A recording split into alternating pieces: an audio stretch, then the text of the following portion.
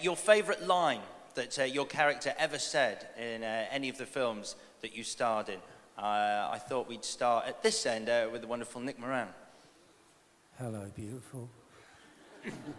That was it. That's the line that I signed. I did that when I get autographs.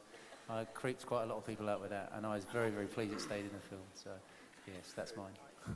So creepy. Well, for me, it was probably one of the first lines that I uttered in the whole series of films, way back in number 1, as Professor Flitwick, Wingardium Leviosa.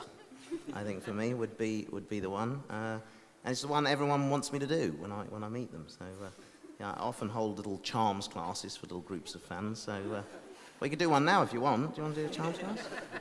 You all have your wands with you? Yeah, good. We'll leave it there then. I don't have many lines, but one of them is. But I like it when she says, "Don't call me Nymphadora," and gets really angry at Mad Eye Moody. And my hair changing colour. I don't remember hardly anything I ever said in the whole movie. I'd say there's just one word that sums up my feelings of playing the character and trying to make a wand feel like an AK-47 for the whole series of films, which is ridiculous. And my other favourite line is boggart. Well, I didn't have any lines either, but I do remember thinking, well, this shouldn't be too difficult.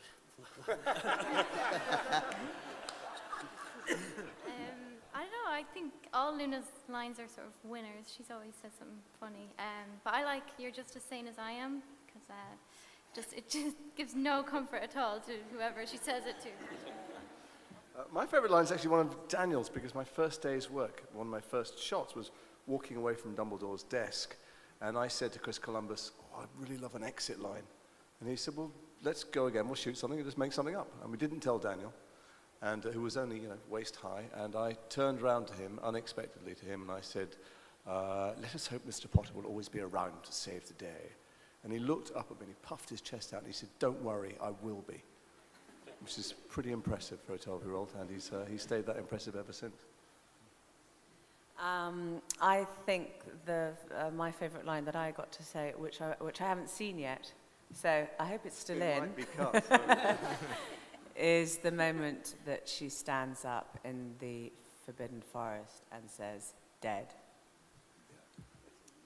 Yeah, we've all been blessed with some great lines, definitely. I thoroughly enjoyed Draco's line when he's being carried away after being attacked by Buckbeak. My father will hear about this. That's one of my, it's one of my favourites for sure. Producers don't have lines. Well, the only line that I can remember is, "I can touch you now." That's my favourite line. That was another film altogether. You made it in 1986, actually.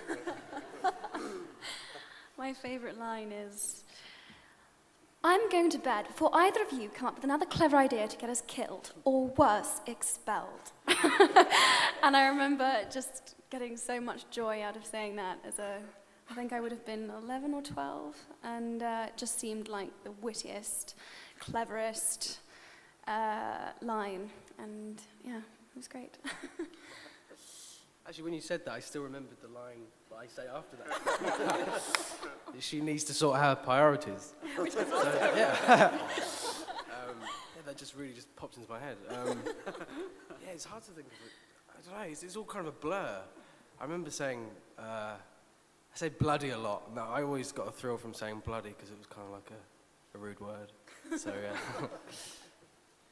There's a very good line you say just after Draco blasts Emma in the last film, and you shout as you're chasing Draco, "That's my girlfriend, you numpties." Yeah. Which is really sweet. Oh, I think my favourite one has got to be, "Not my daughter, you bitch."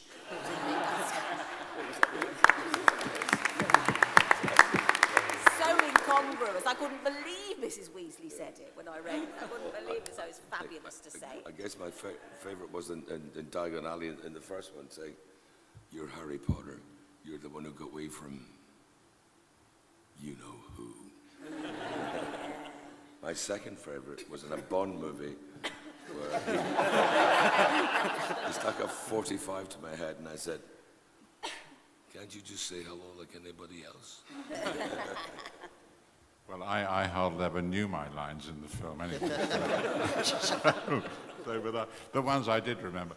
But the one you're going to see tomorrow, my favourite line is when I appear as a ghost on the station platform, and I say, "Harry," and I felt like crying. That's my favourite line. How do I follow that?